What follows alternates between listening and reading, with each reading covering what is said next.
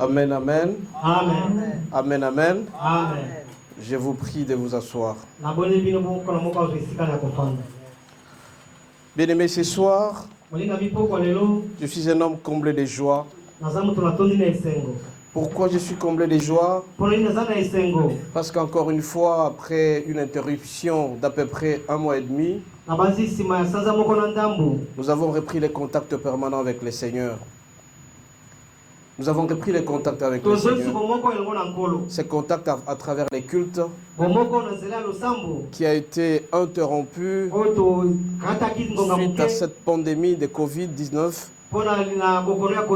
qui ne nous a pas permis d'avancer sérieusement. Nous voulons rendre gloire à Dieu parce qu'il nous a donné cette opportunité. Raison pour laquelle je voudrais profiter de cette occasion pour dire merci particulièrement aux serviteurs de Dieu, à toute l'Assemblée, vous tous qui m'avez accompagné pendant la dure épreuve que je traversais pendant à peu près 1 mois. Comme vous le savez très bien, j'étais absent de la maison, j'étais absent du culte, mais vous m'avez soutenu à travers vos prières. Vous étiez intimement liés à cette prière.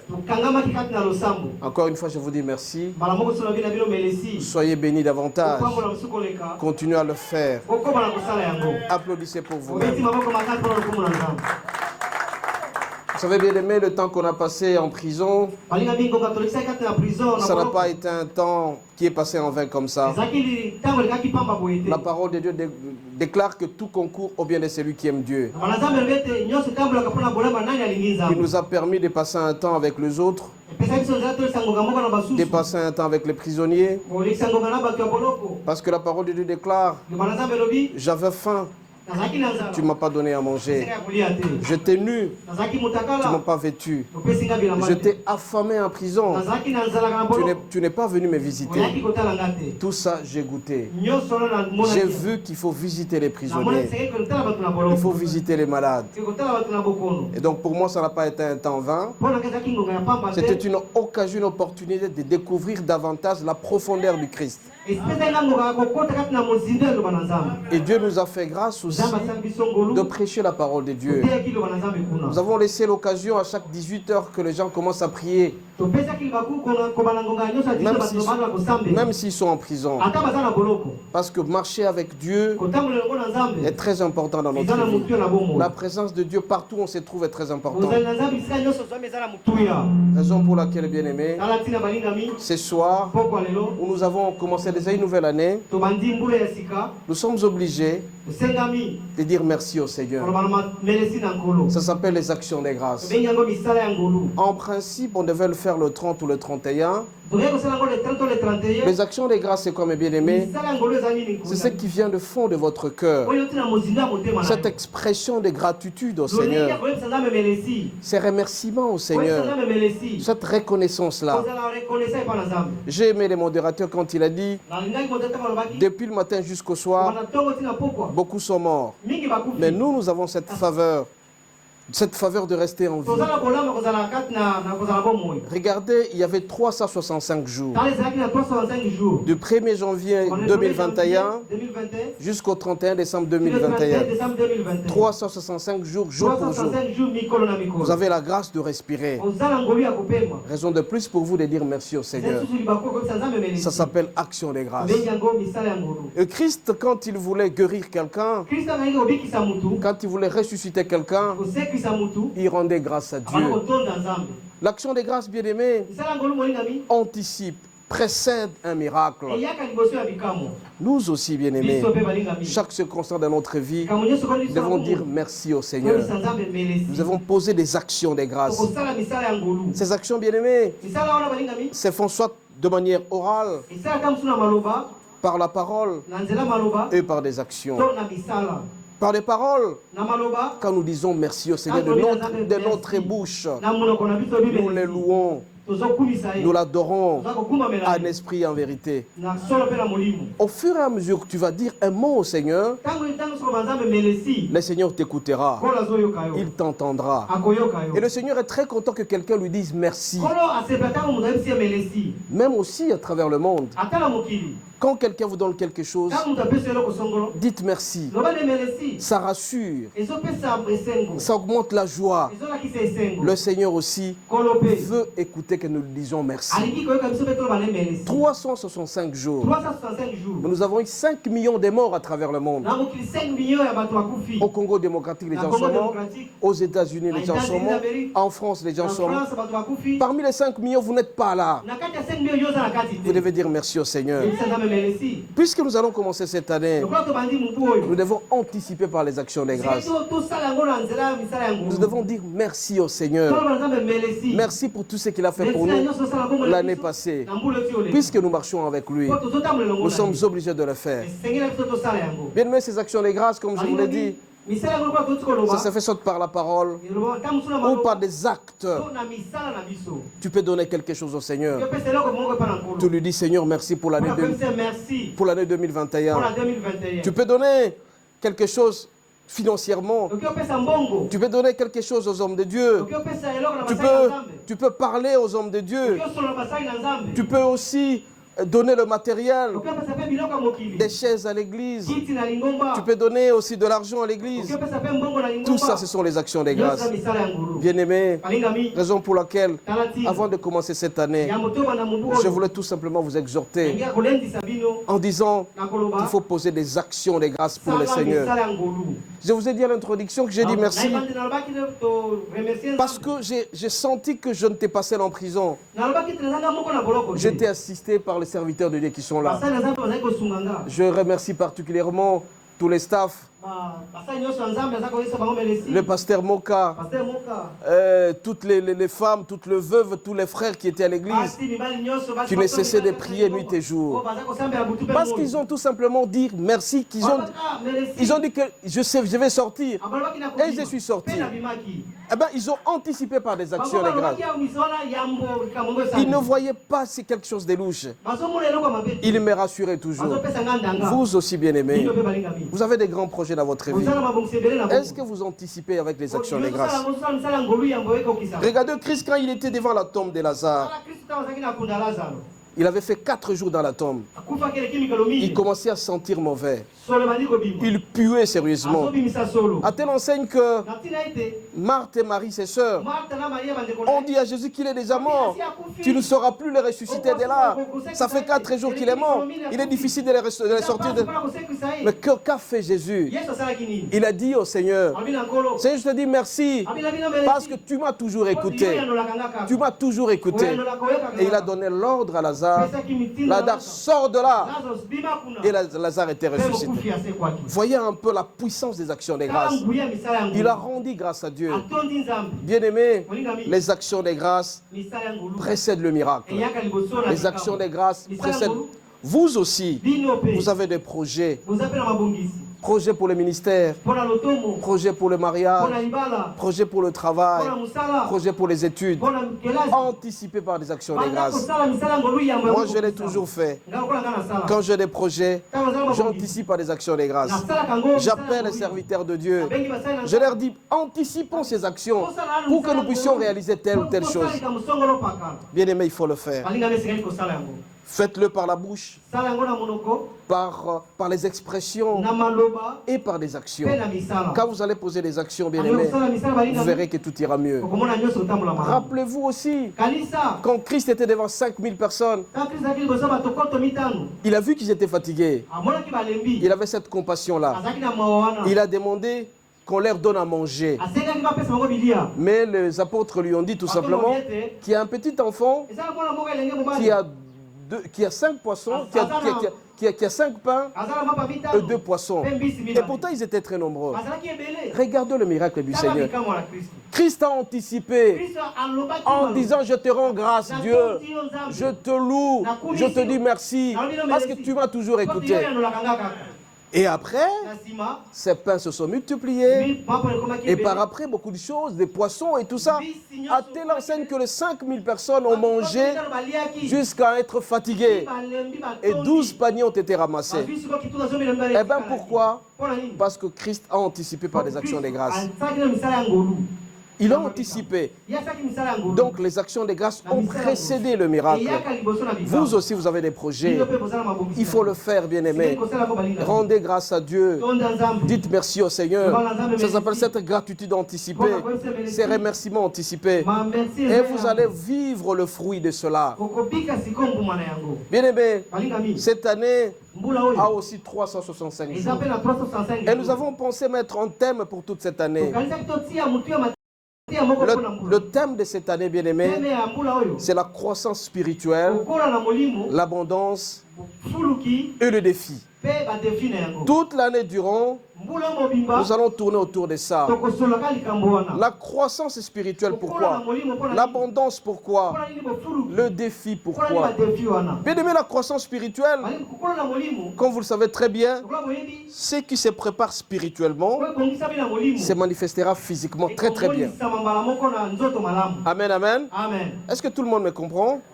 Si vous préparez quelque chose spirituellement, physiquement, ça va apparaître. Et vous allez vivre l'abondance par Christ. Mais pour atteindre cette abondance-là, il y a certains défis à relever. Amen, amen. C'est pourquoi aujourd'hui, le premier thème que nous allons travailler dans la croissance spirituelle, dans l'abondance et le défi, le thème s'intitule « La repentance et la conversion ». La repentance. Tu ne peux pas atteindre la croissance spirituelle si tu ne te répands pas. Amen, amen. Si tu ne te répands pas, bien-aimé, tu ne sauras pas avancer spirituellement. La repentance, bien-aimé, la repentance, sur le fait, par exemple, de regretter ce qu'on a fait comme péché. La tristesse de ce qu'on a fait. Le remords de ce qu'on a fait. Tu as commis par exemple un péché. Tu as insulté tes parents. Tu as insulté les amis. Après 10 minutes, tu reviens en toi. Tu te poses pourquoi j'ai fait ça. Ça s'appelle remords. Tu es triste de toi-même. Tu te répands. Ah bien aimé, vous avez volé l'argent d'autrui. Et par après, l'autrui cherche à acheter le médicament. Son enfant meurt. Parce que tu as volé cet argent. Tu auras la tristesse dans ton cœur. Ça s'appelle la repentance. Tu te répands, bien-aimé. Amen, amen. Et quand tu te répands, tu te dis que je ne veux plus commettre ça. Ça s'appelle la conversion. Donc, bien-aimé, la repentance et la conversion sont intimement liées. Nous allons lire dans Luc 3. Celui qui trouve Luc 3 du 3e jusqu'au 8e verset. Celui qui trouve, il peut nous le lire. Luc 3.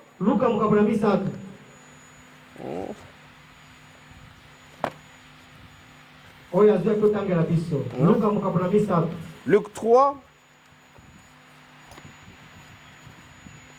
J'ai l'impression que les gens n'ont pas amené leur Bible. Hein. Ouais, Luc 3, du 3e jusqu'au 8, nous lisons au nom de Jésus. Pasteur Mokassi, vous avez trouvé, vous pouvez lire. Luc 3, 3 jusqu'au 8.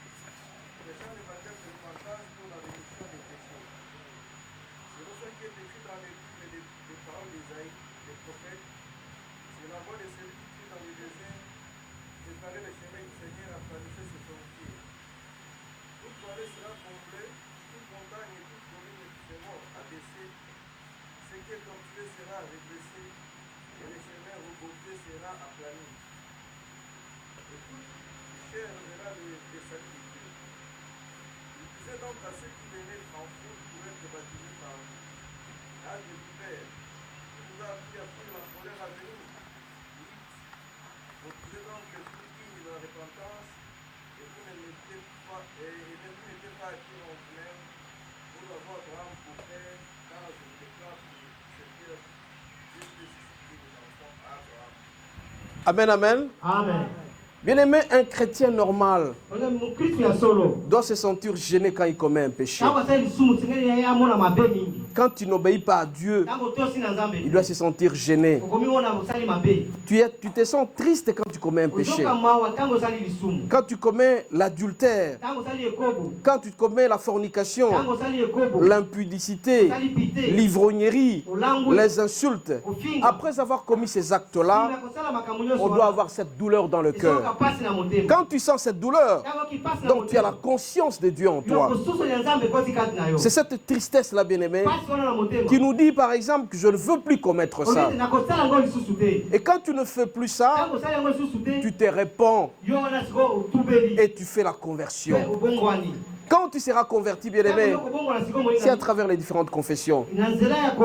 Tu sens cette douleur-là, tu viens au Seigneur, tu demandes pardon. Parce que le Seigneur est miséricordieux. Donc, dans n'importe quel moment de notre vie, quand nous commettons un péché, retournons toujours au Seigneur. Et quand on retourne vers le Seigneur, bien, ces changements d'attitude-là, le changement du comportement, quand tu changes le comportement, tu es conscient de ce que tu as fait. Alors beaucoup de gens perdurent dans la culpabilité. Quand tu te culpabilises toujours, tu dis ah, j'ai commis tel péché telle année. Est-ce que c'est pourquoi j'ai vu cette situation? Mais le Seigneur nous demande de demander pardon parce qu'il est miséricordieux. Quand tu demandes pardon, tu oublies ce qui s'est passé. Amen, amen. Le Seigneur nous demande d'oublier les passés. Et quand tu oublies les passés, tu seras heureux dans ta vie parce que tu t'es converti, tu t'es repenti. Bien-aimé, tu as quelque chose qui te fait mal tous les jours. Un obstacle pour toi de te repentir. Tu as un péché mignon que tu aimes beaucoup. Il y a des gens qui aiment insulter facilement. Il y a des gens qui aiment voler facilement. Il y a des gens qui aiment envier facilement. Vous devez avoir ces remords-là, cette tristesse-là. Et quand tu as cette douleur dans ton cœur, tu te dis que tu ne vas plus continuer à commettre ces péchés-là. Tu ne vas plus continuer à les faire. Alors tu te répands et tu as la conversion. Et cela ne peut se faire que par la confession. L'église catholique, par exemple, les gens allaient devant le prêtre pour dire ce qu'ils ont fait. Mais puisque tous nous avons Christ qui est mort sur la croix à cause de nous, nous pouvons parler avec, on peut demander pardon à tout moment devant notre Dieu, dans sa chambre. Amen, amen. Tu entres dans ta chambre, tu dis au Seigneur, tu demandes pardon. Il faut éviter à ce que le péché puisse rester longtemps sans demander pardon auprès du Seigneur. Parce que vous devez savoir, il y a un principe selon lequel à chaque péché correspond une punition. Alors si tu ne demandes pas pardon, tu penses que tu es très fort, mais au jour le jour, tu peux commencer à te poser des questions. Pourquoi? Bien-aimé, l'expérience que moi je connais, quand j'étais en prison, j'ai même posé la question au pasteur Mok et au pasteur Kitenge. Qu'est-ce que je fais pour mériter ça? Donc on se culpabilise. Mais en lisant la Bible, on s'est dit, non, quand tu demandes pardon au Seigneur, il te pardonne. Il efface le péché. Christ est mort sur la croix à cause de nous pour nous donner cette miséricorde de Dieu. Nous aussi, bien-aimés, en nous repentant, confessons nos péchés et oublions les passés. Amen, amen. C'est quand on se culpabilise de plus en plus qu'on ne sait pas avancer. Bien aimé, le thème de l'année, c'est la croissance spirituelle. Nous devons croître en nous repentant, en demandant pardon au Seigneur et en nous convertissant complètement. Alors quand on laisse ses péchés, on ne peut plus revenir sur les vomissures. Mais la plupart des gens, ils se relèvent, ils tombent. Il y a des gens qui ont l'amour d'argent. Il y a des gens qui ont l'amour de la bière. L'amour des insultes. Mais nous devons éviter cela, bien-aimés. Mais seul, comme je l'ai toujours dit, on est incapable de le faire. Alors quand on se répand, nous devons solliciter la présence de Christ. La sollicitation de l'Esprit Saint pour qu'on puisse complètement oublier ces péchés-là. Et quand on l'oublie, bien-aimés, on va avancer sérieusement. Raison pour laquelle, pour que nous puissions croître spirituellement, nous devons nous repentir. Nous devons nous convertir. Nous devons confesser nos péchés Et quand on confesse le péché, et comme ici Jean-Baptiste dit, vous devez remblayer toutes les vallées. Bien aimé, la parole de Dieu déclare, il disait à ceux qui venaient en foule pour être baptisés, race de vipères, qui vous a appris à fuir la colère à venir. Donc la colère de Dieu ne peut venir que si jamais nous sommes pécheurs. On a toujours dit que la colère de Dieu est lente, mais elle est dangereuse. Elle est dangereuse. Alors quand on se répand, quand on demande pardon, cette colère, on va l'échapper. Amen, amen. Jean-Baptiste était en train de crier dans le désert que aplanissez, répentez-vous. Alors quand tu vas changer de vie, tout ira mieux dans ta vie.